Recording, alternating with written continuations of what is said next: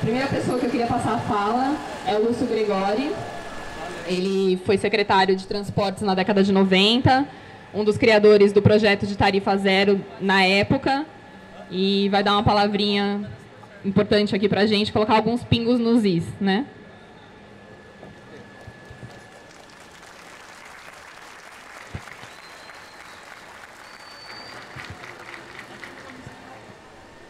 Obrigado a todos e todas. Obrigado aí por estar mais uma vez aqui, tendo a paciência de me ouvir. Antes de vir para cá, depois que o MPL me convidou para fazer essa conversa com vocês, prefiro usar a palavra conversa do que aula. Eu fucei bastante na mídia, jornais, no Facebook, postagens, discussões de tudo quanto é tipo, em vários lugares, porque eu sei que essa discussão sempre provoca muita confusão, muita desinformação, muita informação cruzada, muito uso de mídia para fazer propaganda desse ou daquele, de crítica daquilo para cá, muita gente criticando o MPL, porque o MPL não sei o quê, porque... Eu, depois de ver tudo isso, quero dizer a vocês primeiro o seguinte: a questão tarifária, transporte coletivo no Brasil, não é uma questão do prefeito de São Paulo, do governador de São Paulo. Não, ele é um problema do Brasil como um todo. E nele tem parte fundamental o povo brasileiro, cada um a seu modo.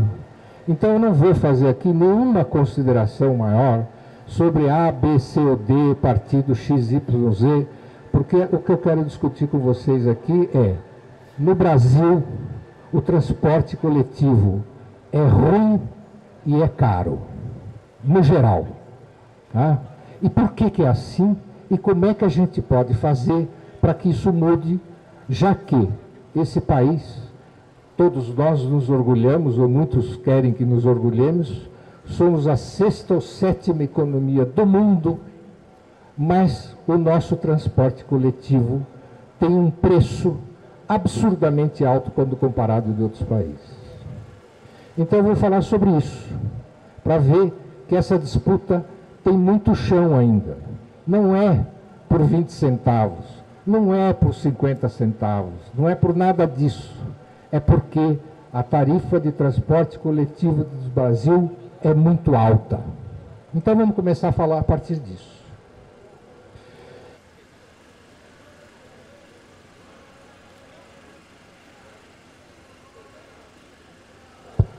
Em primeiro lugar, dar uma chamada para vocês o seguinte: o mundo contemporâneo é preponderantemente urbano.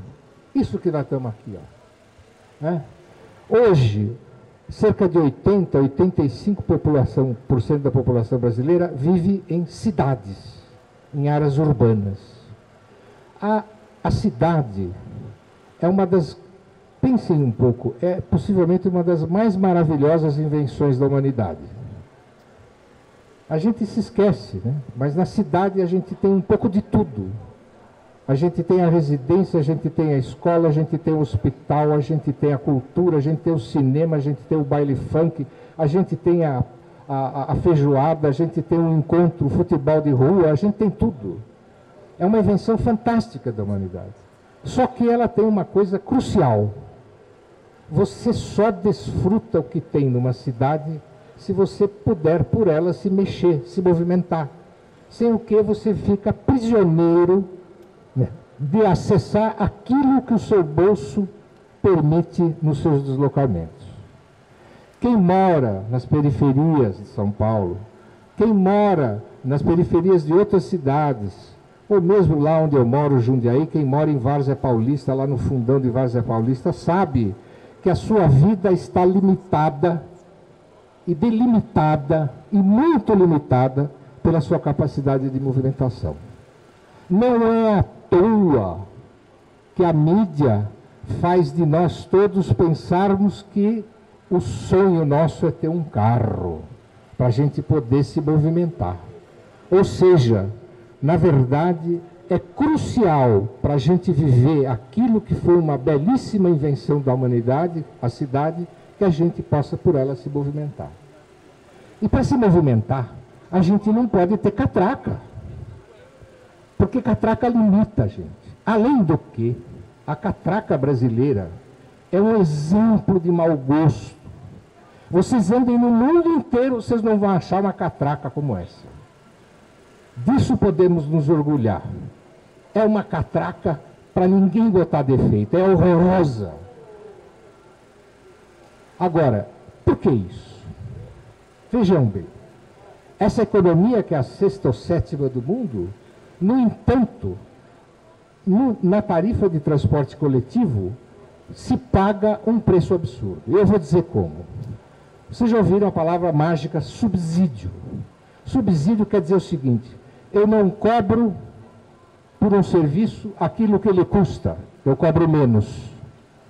Isso serve tanto para tarifa como serve para juro do BNDES, quando ele empresta a juro menor do que a taxa de juro nacional, que é hoje de 11,75, que ela empresta para determinados empresários fazerem seus investimentos. É subsídio. Pois bem, na tarifa, subsídio significa que você cobra menos daquilo que custa o serviço de transporte. Eu vou dar um exemplo. Na França, isso é da ordem de 60% o subsídio. Na Argentina, Buenos Aires, da ordem de 50%. Em muitas cidades dos Estados Unidos, 40%, 30%, 40%, 50%. Na Alemanha, 60%. Vocês podem consultar aí os jornais, né? Facebook, tem esses números todos precisos. Mas são nessa faixa, nessa ordem de grandeza. E no Brasil, qual é o nível de subsídio? E não é São Paulo, não é Rio, Brasil. Sabem qual é? Da ordem de 15%. Isto porque São Paulo tem um nível da ordem de 20%. Portanto, ajuda a melhorar esses 15%. É 15%, gente. É baixíssimo. É uma vergonha. Isso quer dizer que essa economia, que é a 7ª do mundo, está maltratando quem usa transporte coletivo. Dinheiro tem sim, se não tem, tem como arranjar. A gente já vai discutir isso também. Mas só para dar um número para vocês sonharem um pouco, vai. Olha, se a tarifa de transporte coletivo no Brasil tivesse um nível de subsídio de 50%, a tarifa de ônibus de São Paulo seria 1,50. É uma baita diferença, não é? Pois não é isso que eu quero discutir. Mas mais do que isso, se o subsídio vai aumentando, chega uma hora que a tarifa vira uma tarifinha. E uma tarifinha é burra. Sabe por que ela é burra? Porque ela dá um trabalhão para arrecadar. Ela dá um trabalho para controlar quem pagou de quem não pagou. Perde tempo com isso. Vocês sabem melhor do que eu. Validar, não valida, não validou, acabou a validade, quanto cabe, quanto não cabe, quanto gastou, sei lá. Tudo isso custa o tempo de vocês. O tempo de vocês é dinheiro. Não é só o tempo do rico que é dinheiro, o tempo de vocês é dinheiro também. Então, se você tem uma tarifinha muito baixa, é burro. Por isso, se propôs a tarifa zero. A tarifa zero é o subsídio de 100%. Aí, olha que horror, ônibus de graça, trem de graça, né, metrô de graça, que é isso? Olhem à volta de vocês, daqui a pouco, quando for 7h30, aquelas luzes lá vão se acender. A iluminação pública é tarifa zero. Você não paga toda vez que passa embaixo de um poste para ter o direito de ter iluminação pública. A coleta de lixo é tarifa zero. Você não paga toda hora que bota o saco de lixo para o lixeiro pegar na porta da sua casa. A segurança, ou insegurança, não sei, pública, também é de graça. Você não paga nada para um monte de gente que está nos controlando e está policiando aqui a cidade. Né? Pagam indiretamente. Né? Posso falar da saúde? O SUS você não paga nada. Você entra num hospital do SUS, está lá uma plaquinha. Todos os procedimentos médicos e cirúrgicos nesse hospital são gratuitos por conta do SUS. Você entra no transporte coletivo de São Paulo, em muitos deles, e está escrito artigo 176 do Código Penal. entrar em transporte coletivo sem o necessário recursos para pagá-lo, fica sujeito a uma pena de 15 dias a 3 meses de prisão. Vocês sabiam disso? Pois pode acontecer. Pega um juiz de mau humor aí, você passa 3 meses numa confortável prisão brasileira. Então, não há nada de diferente em se discutir a questão da tarifa zero, nada por esse ano. Mas, além disso, é como diz o MPL, uma cidade sem catraca significa que as pessoas vão por ela muito mais se movimentarem e desfrutarem a cidade. E que tem uma consequência prática. Acaba fazendo a cidade ter mais lucratividade, ter mais produção, mais venda.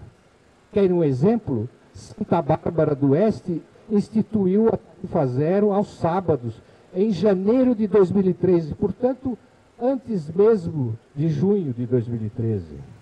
E no fim do mês passado, em outubro, mês anterior, setembro, outubro, a Câmara Municipal negou o dinheiro lá e tiveram que cancelar a tarifa zero. Sabe quem protestou? O presidente da Associação Comercial. Ele disse, opa, no sábado o pessoal estava começando a chegar nas lojas e agora não chega mais, porque não tem dinheiro para pagar o transporte coletivo. E quando paga não tem dinheiro para fazer compra. Então, vejam, a tarifa zero é levar o subsídio, a ideia de subsídio que eu mostrei para vocês, que o Brasil está atrasadíssimo, é levar isso às últimas consequências. E dar, finalmente, a vocês, usuários de transporte coletivo, que eu sou tarifa zero, eu tenho 78 anos, tenho tarifa zero para valer. Não é tarifa zero de 48 dias ou 48 viagens, sei lá o que ficam inventando por aí. É tarifa zero mesmo. Eu não pago transporte coletivo de nenhum jeito. Recomendo. Muda a vida de você. Muda a forma pela qual você começa a entender a cidade. Muda a forma do seu bom humor até. Só o fato de você não precisar saber se está ou não está com o bilhete em dia e não em dia, basta, no máximo, quando eu passo nas catracas do metrô, mostro a minha carteira de identidade, quando não põe a cara, né? Porque já está meio na cara.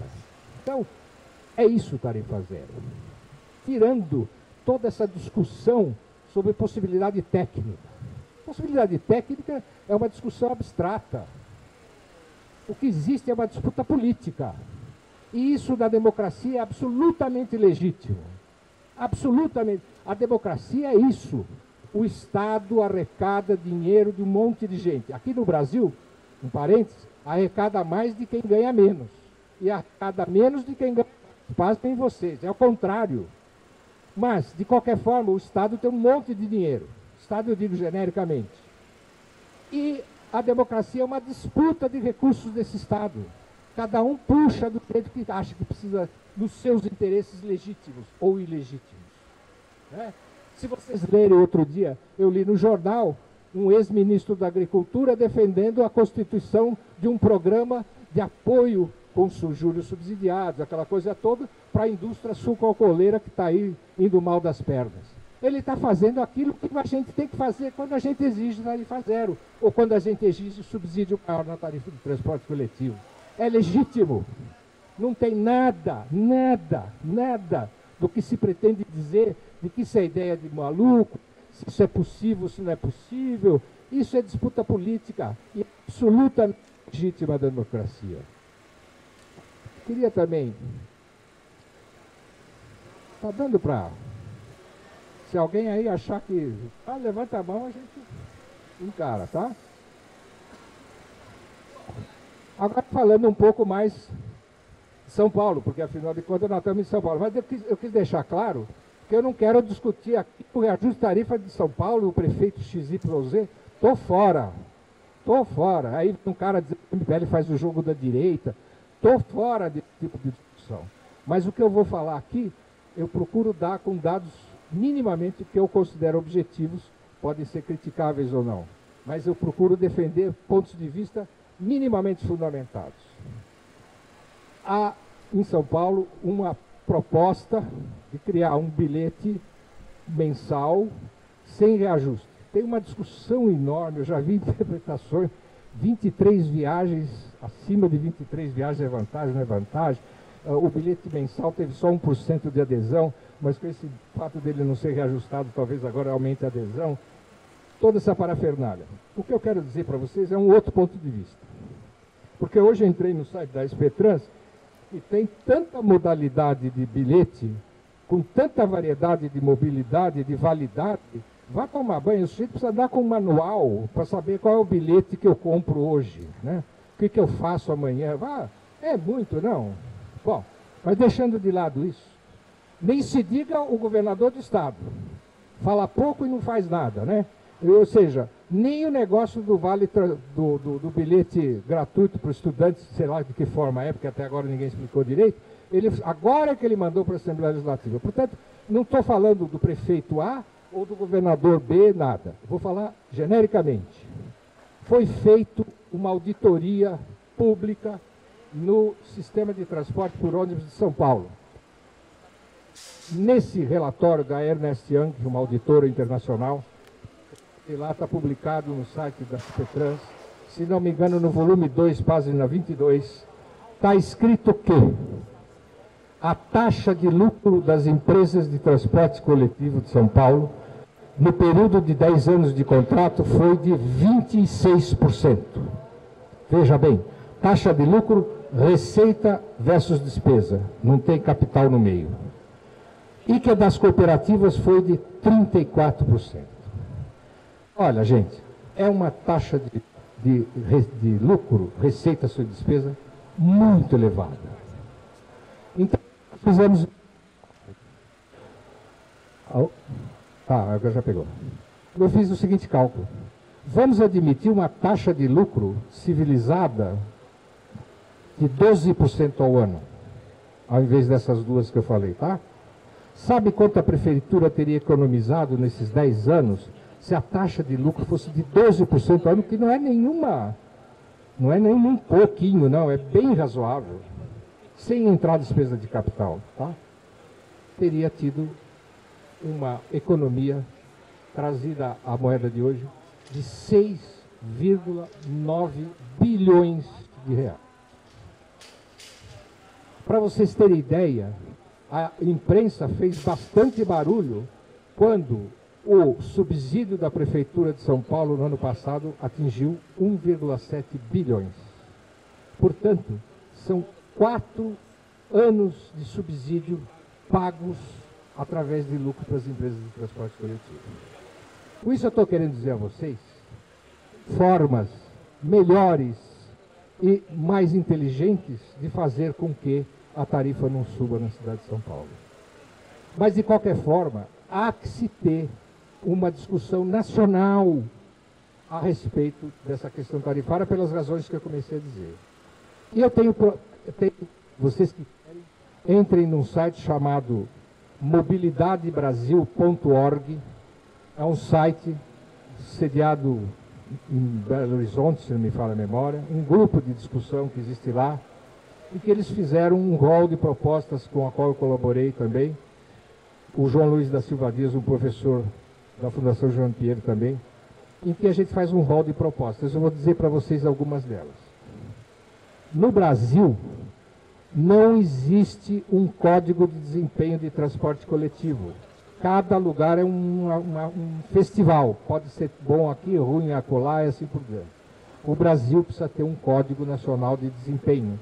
Código Nacional de Desempenho quer dizer o seguinte: tempo máximo de espera nos pontos de parada de ônibus é de X minutos. O tempo não pode ter ônibus sob chassi de caminhão. No Brasil ainda existe. Pasmem vocês, você vai carregar batata, cebola, não é para carregar a gente. No entanto, existem ônibus encarroçados sob chassi de caminhão. Não tem sequer amortecedor. O número máximo de passageiro por metro quadrado, qualquer hora do dia, é 4 a 5. Estou dando alguns números de referência. E assim por diante. O nível de ruído dos veículos de pneu no Brasil é um escândalo. Vocês já andaram em ônibus, naquele banquinho da frente, num ônibus aí chamado, sei lá, um Cherokee, não tem um nome aí qualquer. Você não consegue conversar com a pessoa do lado, porque é um nível de ruído maluco. Que isso? Século XXI. O código que fizesse esses níveis de desempenho. De outra parte, tem que ter um fundo nacional de financiamento de tarifa, gente.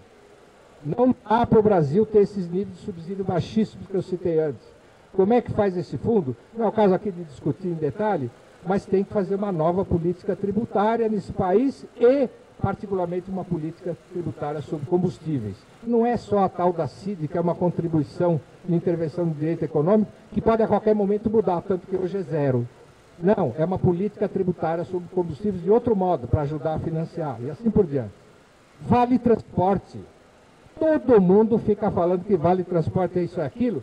Muito bem. O vale transporte, gente, é incentivo fiscal e renúncia fiscal do governo. Sabe por quê?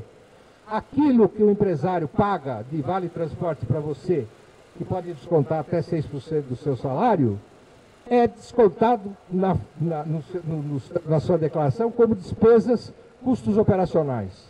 E na declaração de imposto de renda ele pode usar isso como desconto na fonte do imposto de renda, do imposto de renda a pagar. E se ele não usar todo o crédito que ele tem num ano, ele fica com esse crédito por 4 anos. Então, no fundo, o Vale Transportes é um benefício dado pelo Estado para o empresário. Muita gente aí bate no peito que é uma conquista do trabalhador. Eu digo para vocês, é uma conquista dos empresários. Então, é preciso ter muito cuidado nessa discussão para que se faça um fundo de financiamento de tarifa para valer. Financiamento de tarifa não é investimento. Eu ouço muito falar em milhões daqui para cá, investimento disso, investimento daquilo, ok, não está contra. Mas se esse investimento não tiver na contrapartida uma forma de financiar a tarifa, quem vai pagar esse investimento no final das contas é quem vai usar esse transporte. Tem que ter um fundo de financiamento, tem que ter um estadual e tem que ter um municipal também.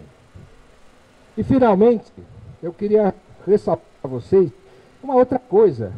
No Brasil não existe ônibus elétrico quase. Fala-se muito em sustentabilidade, em meio ambiente.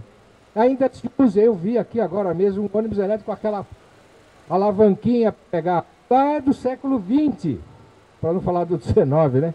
É do século XX. Hoje, na China, na Alemanha, na Coreia, tem ônibus elétrico que não tem mais isso, anda com bateria. Aqui se podia fazer um programa nacional de investimento de indústria, de constituição de indústria de ônibus elétrico dessa categoria. Quem sabe usando até energia solar para recarregar a bateria. Porque eles usam o sistema de laptop. Cada vez que o ônibus para num ponto de parada, ele é carregado por um sistema de, eletromagnético. Entendeu? Então, essas coisas é que eu estou falando que nós estamos muito atrasados, gente. Não é só os 50 centavos do prefeito XYZ. Não é o governador tal e qual. É muito mais do que isso. Nós estamos no século XIX em matéria de transporte coletivo e subsídio tarifário. E essa luta é absolutamente legítima com o povo brasileiro do século XXI e, sobretudo, dos jovens do século XXI, que felizmente não tem chances hoje de fazer coisas diferentes, muito diferentes daquelas que muitos da minha geração não foram capazes de fazer.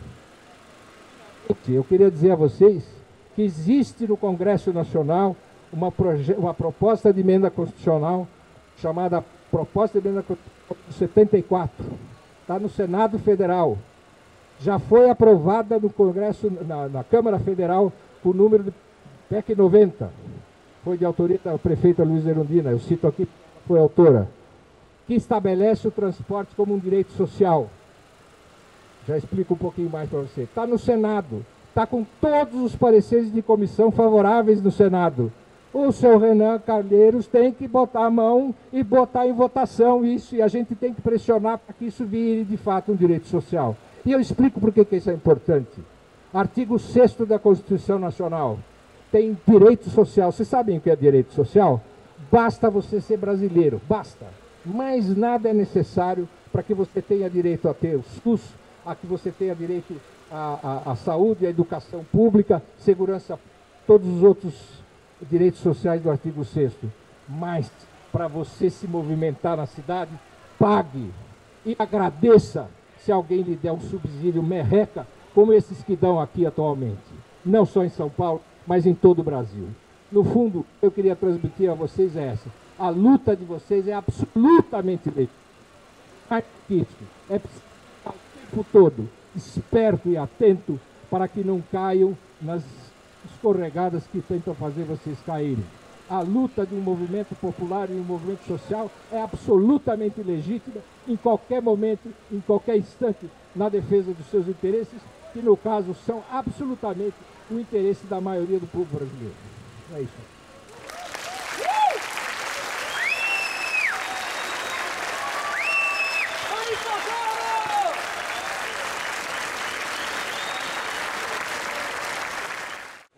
Vou passar agora o microfone, a fala para a Paloma, que é estudante não atingida aí pelo benefício criado pelo prefeito, pela prefeitura, recém-criado pelo passe livre estudantil para estudantes de baixa renda.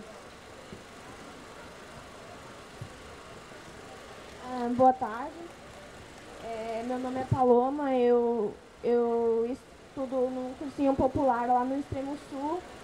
E eu, assim como milhões de brasileiros, não vejo como benefício total só esse passe livre estudantil.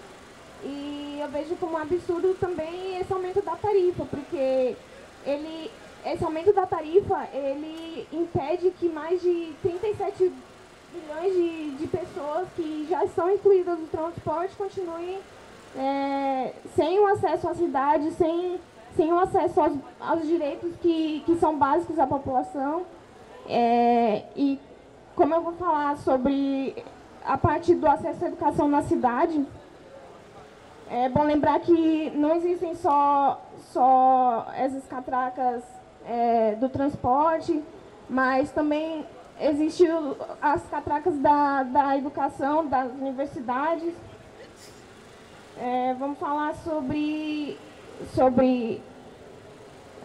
o acesso à educação, muito mais do que estar matriculado numa instituição de ensino, porque dentro dessas catracas, a primeira delas mesmo você ser morador da periferia, estudar em uma escola pública a vida inteira e depois você lutar para conseguir ter acesso a uma universidade pública, que já é uma segregação por natureza.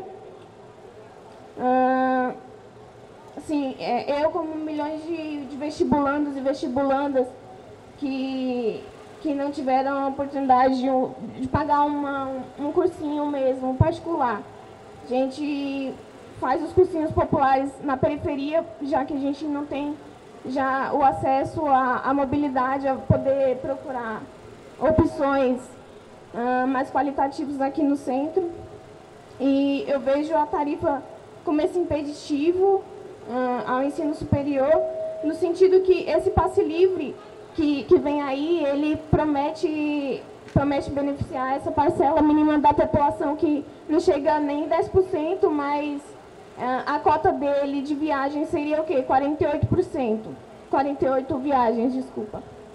E essa cota, ela vai servir para o estudante ir e voltar da escola, mas depois esses estudantes de cursinho, por exemplo, eles vão ter que tirar do bolso os R$ 3,50 para completar essa cota que o bilhete não proporcionou. Sim, esse passe livre estudantil, ele é sim bom no sentido de que foi uma luta para conquistar. O prefeito não deu isso para ninguém de presente, foi uma luta desde sempre do MPL e das outras lutas por transporte e foi uma conquista, sim, mas ele é limitado, ele não vai beneficiar aquelas pessoas que já são excluídas e que precisam procurar outros meios de educação. Sim, e educação, o processo educativo, ele é muito mais amplo do que somente você... É muito mais amplo e diz respeito ao acesso a outros meios de equipamentos na cidade, que fazem parte de um processo educativo. Em outros equipamentos culturais, por exemplo, já que eu moro no extremo sul da cidade, quero chegar em um espaço cultural aqui no centro, que já tem muitos espaços que são de entrada gratuita. Mas se a gente for calcular na minha casa com 6 pessoas, teria que ser um gasto de por volta de R$72, agora com a passagem de R$3 e com esse aumento seria um gasto de mais ou menos R$85 de condução. Ou seja, se você quer passear com sua família no final de semana, você vai gastar quase R$90, fora com a integração de trem, metrô, mas fora a alimentação e às vezes entrada nos espaços. Então, eu vejo isso sim como mais um impeditivo e isso só reforça a segregação socioespacial mesmo, porque a gente mora na periferia, não tem tantas oportunidades qualitativas de educação, de lazer, e quando a gente quer sair para vir ao centro, você tem que gastar quase R$100 com a sua família, porque você tem uma catraca ali te impedindo de desfrutar desses direitos, né?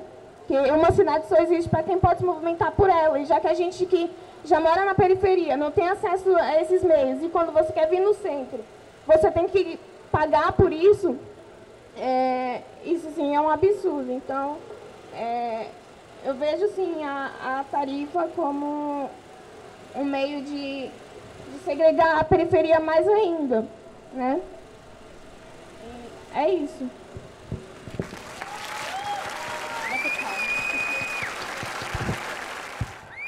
Queria agradecer a Paloma. Agora eu vou passar a palavra para a Luíse, militante do Movimento Passe Livre. Boa tarde.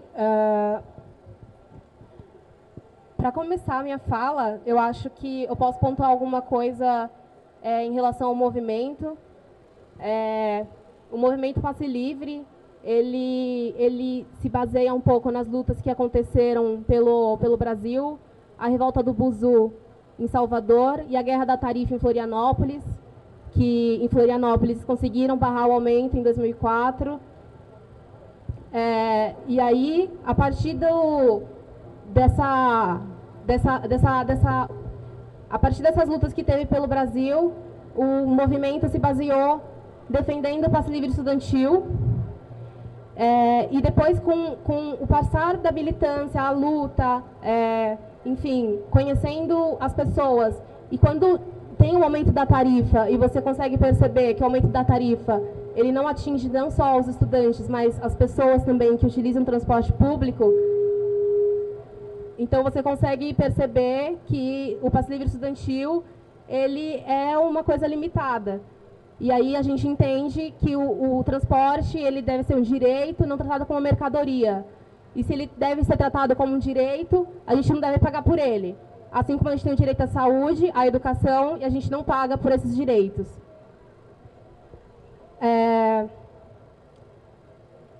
Agora, vindo para 2015, e a gente tentando falar sobre 4 coisas que a gente considera que são excepcionais, principalmente por causa do aumento da tarifa, que está vindo aí para amanhã, a gente pode falar primeiro da auditoria, que a auditoria ela foi um primeiro impulso da prefeitura de tentar investigar qual que era realmente o trabalho que essas empresas de transporte estão prestando para os usuários. E aí, quem pôde ver a auditoria, quem pôde ler ali o que eles conseguiram levantar, uma das coisas foi o dinheiro que é passado indevidamente por um serviço que não é prestado. Então, esse superfaturamento que essas empresas recebem, muito pelas viagens que elas não fazem. E aí tem um dado que eles colocam que de cada 10 viagens, uma não sai. E a prefeitura subsidiando essa tarifa que não sai. A gente pensa também que esse dinheiro, esses milhões aí que foram pagos por essas viagens não prestadas, elas muito bem poderiam ir para um fundo municipal de custeio da tarifa zero, ou que o prefeito tentasse reduzir a passagem ao invés de aumentar ela.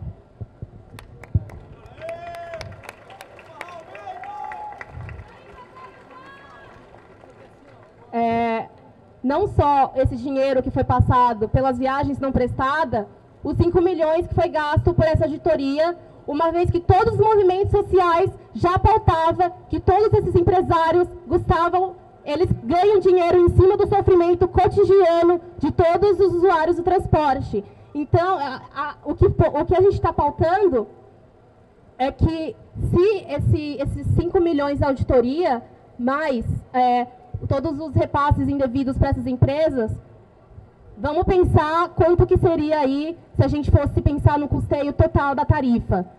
Então, e aí a gente pode casar um pouco desse aumento com o passe livre estudantil, que a gente vai dizer aqui que ele é uma gratuidade para estudantes de baixa renda, porque o passe livre estudantil ele está bem diferente de ser um passe livre de verdade. Então a gente vai encarar como uma gratuidade assim de estudantes de baixa renda, porque o passe livre ele não vai se limitar se o aluno vai para a escola, casa. A pessoa não vive só de trajeto casa-escola. Isso não é passe livre, nunca vai ser, entende? Então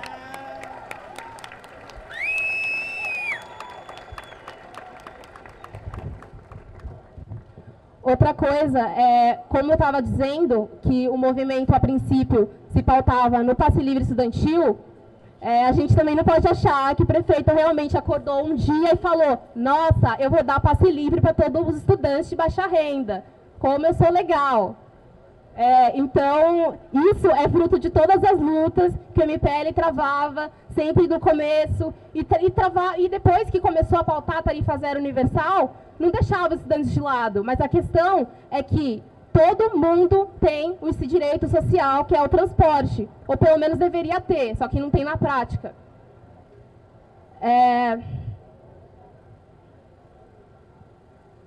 Então, a gente entende que o passe livre estudantil, ele é um benefício, sim, ele tem o seu benefício, mas ele continua na mesma lógica de segregação das pessoas que moram nos extremos de São Paulo. Então, se eu moro no extremo leste, no extremo sul, e eu estou usando ali a minha cota para estudar, e aí, acabou a cota, eu vou ter que bancar R$3,50. Eu vou tirar R$3,50 da onde?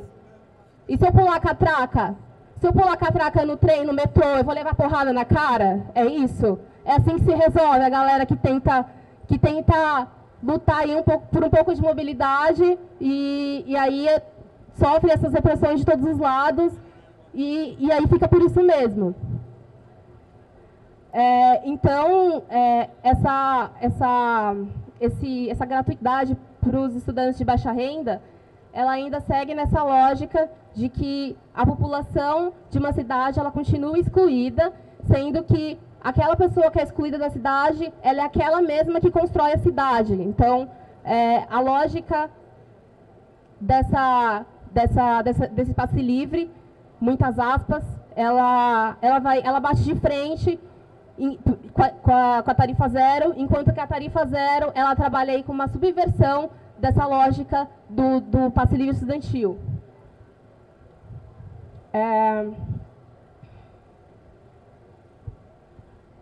E aí, a gente, pautando a tarifa zero estudantil, a gente entende que não só os estudantes, mas todas as pessoas têm que ter o seu direito ao transporte efetivado.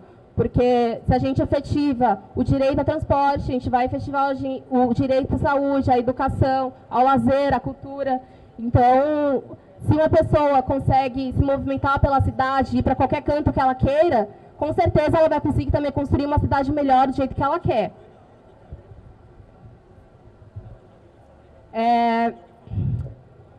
Eu vou falar um pouco do bilhete único mensal. Não sei muito bem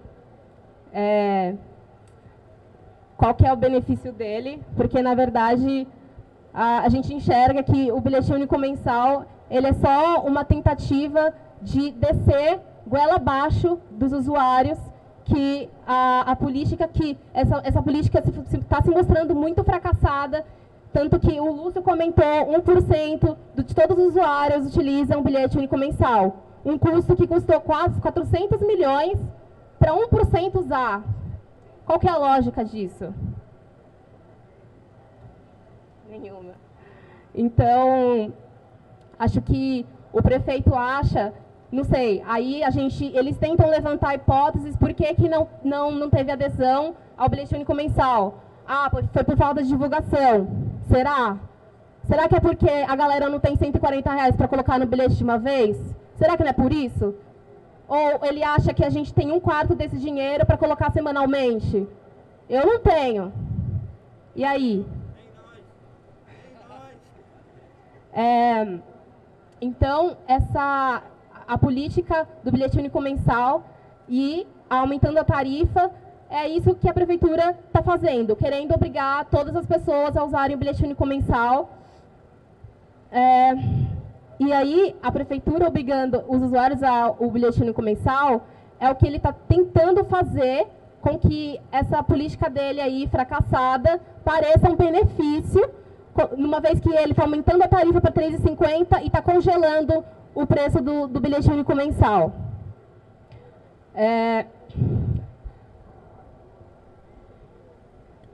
Junto com o aumento e uma lei essa lei que agora ele está dando, depois de muita luta aí, junho de 2013, todos esses anos aí de luta, foi uma das vitórias essa gratuidade para os estudantes. O que está rolando também são a demissão massiva de cobradores dos ônibus. Só que essa demissão, quando eles vão argumentar, eles dizem que não é uma demissão, eles vão realocar esses cobradores em outras funções. Mas isso não é realocar, eles estão sendo demitidos. Eu digo isso por onde eu moro. As cooperativas não têm mais cobrador. Não sei se alguém conhece Grajaúba, Miramarim. Os ônibus que batem no poste, por que bateu? O motorista, ele está sobrecarregado, o cara tem que manipular o troco, tomar conta da porta, liberar a catraca. E aí, ele bateu no poste por quê? Então, eu acho que a prefeitura tem que pensar muito além do lucro dos empresários, mas pensar também na integridade de quem está usando o transporte. E principalmente do motorista, que está sobrecarregado, e aí, né, tipo, ele trabalha numa situação que não dá para comparar a qualquer outra. O MPL também não está dizendo que a gente está defendendo que não tenha cobrador se tivesse tarifa zero. Mesmo se tivesse tarifa zero, a gente defende sim que tenha cobradores dentro do ônibus. Não é uma questão de que não, tarifa zero, se tiver tarifa zero não tem que ter cobrador. Lógico que não. Tem que ter o cobrador sim, junto com o motorista e tarifa zero. As pessoas têm que decidir o transporte, são elas quem usam. Entende? Então, a prefeitura não tá se pautando por o que as pessoas estão dizendo nas ruas. Ele acha que ele pode decidir, junto com os empresários, por onde uma linha deve passar, em que frequência, quais lugares que ela vai passar. Mas e aí, quem que usa? Quando é que essas pessoas têm voz ativa? Então, eu acho que essa pressão no prefeito, desde o ano passado, retrasado, junho de 2013, ela tem que ser pautada diariamente, ela tem que ser construída diariamente. A mudança das nossas vidas, a transformação, ela não vem do nada, ela vem de muita luta, sabe? Muita luta. Então, o que a gente propõe aqui, e que a gente chama vocês, convida, é que, cara, o aumento está aí, sabe? Vamos se organizar no seu bairro, na sua quebrada, sei lá, na sua escola, sabe? Vamos se organizar, cada um na sua quebrada, porque eu acho que a pauta agora contra a tarifa, ela vai vir de baixo para cima. Ela tem que vir da periferia para o centro, não vice-versa.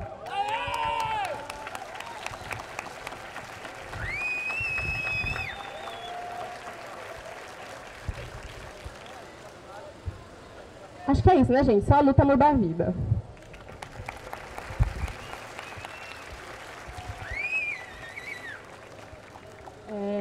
O Lúcio pediu para complementar um pouco a fala dele, que ele esqueceu de falar alguma coisa, então antes de encerrar, eu vou passar a palavra novamente para ele.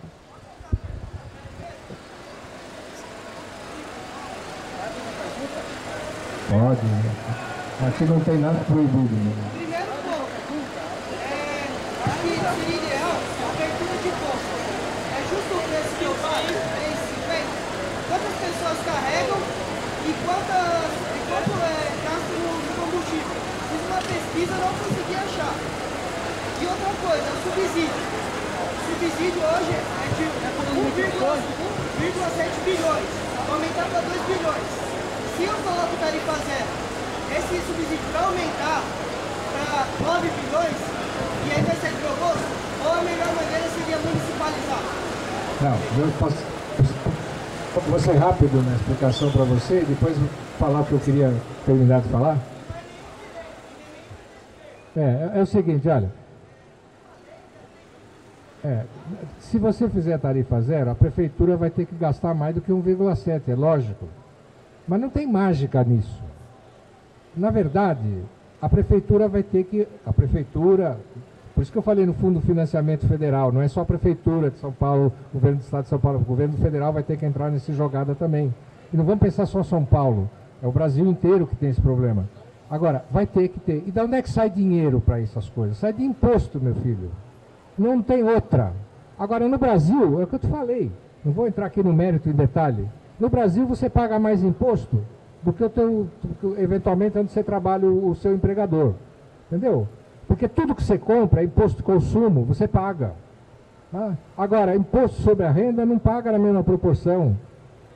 Fortuna não paga no Brasil. Vem gente de fora aqui que escreve o livro do famoso cara Tomás Piketty, que você já deve ter ouvido falar aí, que veio aqui no Brasil. Ele fala, mas como vocês aqui não têm imposto sobre fortuna? Pô, caramba! Então, é isso.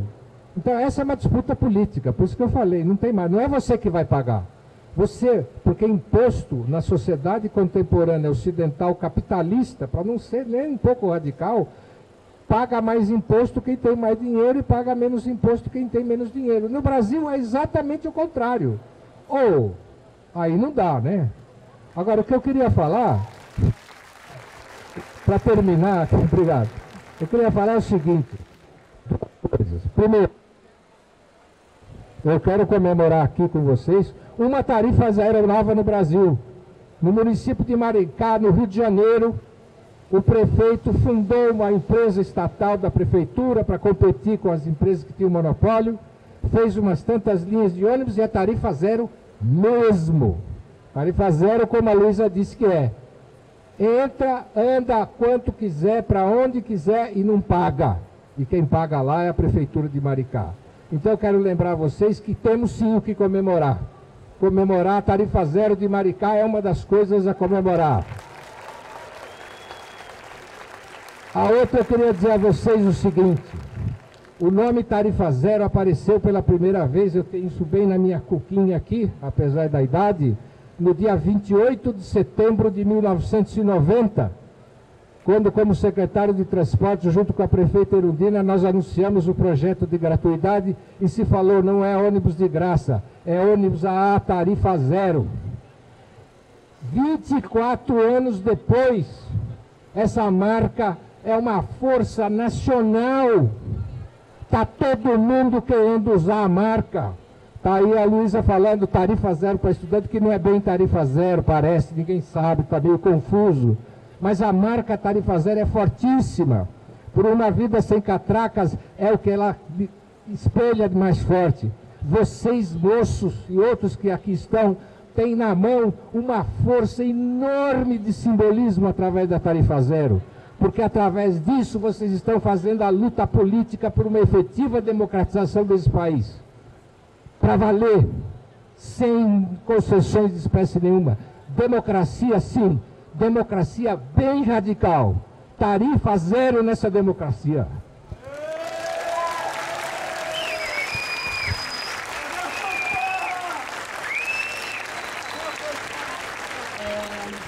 Bom, eu queria agradecer a presença de todos aqui e dizer só uma coisa para encerrar, que uma vez um jornalista perguntou quando a população organizada nas ruas barrou o aumento em junho de 2013, se a gente estava se retirando das ruas. E a nossa resposta foi, a gente nunca saiu das ruas em momento algum. A gente se vê nas ruas de cada quebrada dessa cidade, porque são as quebradas organizadas que vão sim barrar esse aumento, assim como a gente barrou o aumento em São Paulo, em 2013, assim como outras cidades já barraram. É só a luta que vai mudar a nossa vida, e o centro dessa luta contra o aumento é a periferia. Então, até as ruas, minha gente. Tarifa zero quando? Quando?